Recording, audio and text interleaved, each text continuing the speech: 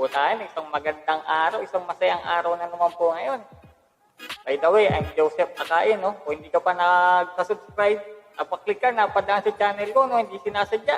Try to subscribe, like, tsaka hit the notification bell na. Boom! Yan. Ngayon, no, nakaano tayo, Jordan 23. Dahil kasi, ang vlog ko ngayon is Jordan 35 na, yan. By the way, kung bago ka pa lang dito, ang vlog ko is about fake versus legit. Meron akong fake shoes, mga updated ko eh. Compare natin pro picture. Check natin kung ano yung pagkaiba. Kaya bago kayo bumili ng legit, pwede nyo panoorin itong vlog ko para mai-compare nyo kung legit nga ba yung nabili nyo o baka mamaya fake, di ba? Ito siya. Di ko alam. Parang ano to off-boxing na naman tayo. Ito na off-boxing. Kasi box pa lang, sumablay na. Kung hindi kayo familiar sa box ng Jordan 35, hindi ganito yung hindi logo ng Jumpman. Dapat to may tatlong X. Tatlong X yan. Tapos sa isang X, andun yung 5, yung V na kulay gold yata yun. Kaya dito, off-boxing na naman tayo ngayon. Yung tatawagin. Ito yung laman niya. Tawag dito ay Jordan 35. Bago, no? Init-init pa. Kailan lang na-release to? Fake. Kahapon lang daw. Kaya natin, off the box. Watch carefully muna tayo, no? Check muna natin. Saka natin hanapin kung ano yung pagkakaiba niya. Outsole. Pinaka-front niya, no? Pinaka-dila. Tapos yung insole, no? Meron pa, oh. Free pang ganito. Okay, parang karton. Tapos yung insole niya ito. Insole okay naman.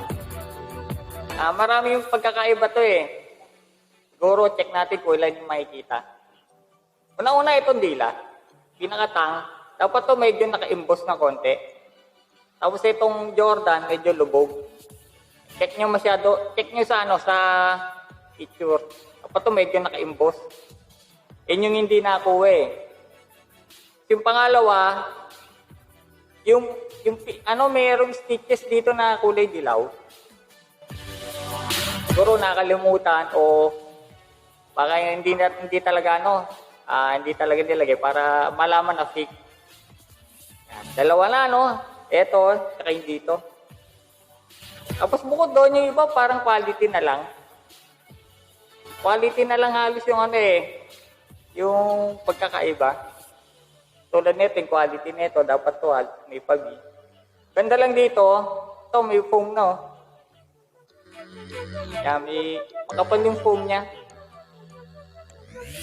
Tapos Eclipse Plate 2.0. Yan, kung tawagin, Eclipse Plate 2.0. Tapos ito, parang synthetic rubber, synthetic leather yung ginamit. Sa legit, pag titingnan nyo maigi sa picture, parang may pagkagamusa.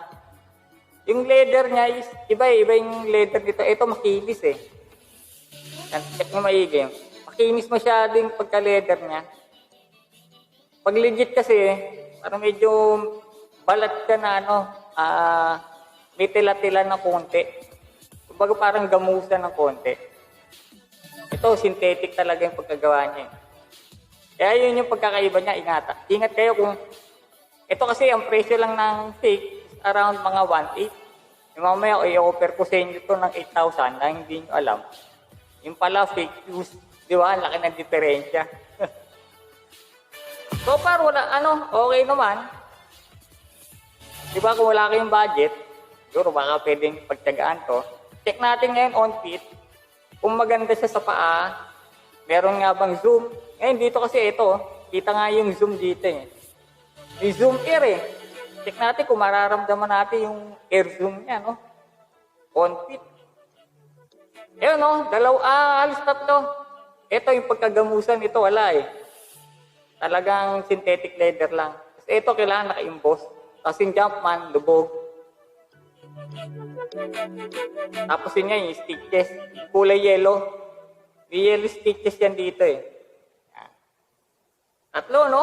Pero check natin.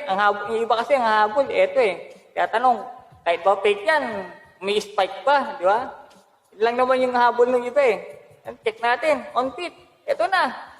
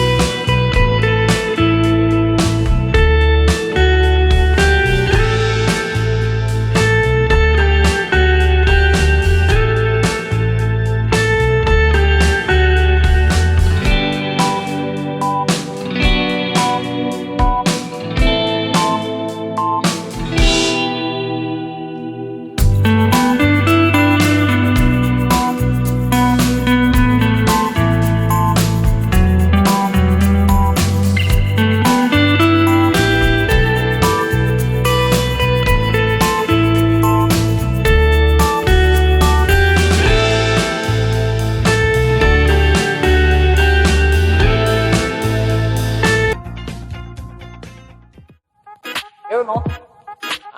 Maganda sa paato, no? Ganda yung fitting. Ang ano lang ito, pag umorder kayo ng fake shoes, ano kayo, mag-add kayo ng half size. Kumbaga kung ang size niya is size 42, gawin yung 43. Or kung gusto nyo medyo maluwag, gawin yung 44. Actually, ang size ng paa ko is 8.5. Pero mo ang naging komportable ko, size 44. Ang laki ng diferensya. Medyo maliit kasi yung pagkaagawa ng fake shoes na Jordan 35. So, para ito yung herringbone pattern niya. Ganda, no? Nakapit. Tsaka ito, nakatulong. Laking suporta to sa sa yung bukong-bukong na tinatawag natin. Sa hillside yun na sinasabi. Tsaka yung air niya, ramdam mo eh. Yung air zoom, talagang merong air zoom. Kahit fake shoes, talagang kuha yung nakakuha yung air zoom. Kaya, yun. Yung appearance na talaga yung pagkakaiba niya. Pero tsaka yung quality na rin ng mga tela-tela. Medyo matigas yung mga tela. Kung 1.5 o 1.8 yung budget nyo, pwede nyo nang pagtyagaan to pang basketball, pang harabas. Pwede na siguro. Di mo man ni-recommend nyo kung may budget kayo. Kung may budget kayo ng mga pang-legit, no? Around 8,000, 9,000. Pag-ipunan nyo na lang. Kasi mas maganda yung legit na ito. Although ito fake, medyo magaang din eh. Hindi katulad ng mga dating fake shoes. Talagang ilang gamitan lang, sira na. Ito, iba yung mga fake shoes ngayon. Kaya nga tinatawag na top grade, unauthorized. Yun na yung mga tawag ngayon. Dahil alis na siya eh. Siguro 90% copy na. Konting-konti na lang, kopya na siya, oh. Quality na lang talaga nagkaka-problema yung differences. No? Siguro, trivia ng konti kay Michael Jordan, no? Mga hindi pa nakakala, sino ba si Michael Jordan, no? Si Michael Jordan, ito yung mga madalas mag-champion yung mga 1990s. Yan, 1991, 92, 93, tapos nag-retire pa nga siya na 95. Pinanganak niya sa New York City. Yan. Tapos yung middle name niya, Michael Jeffrey Jordan. Jeffrey yung middle name. Tapos siya, no? Nag-champion, nag-college siya sa North Carolina. So, nag-champion siya sa North Carolina.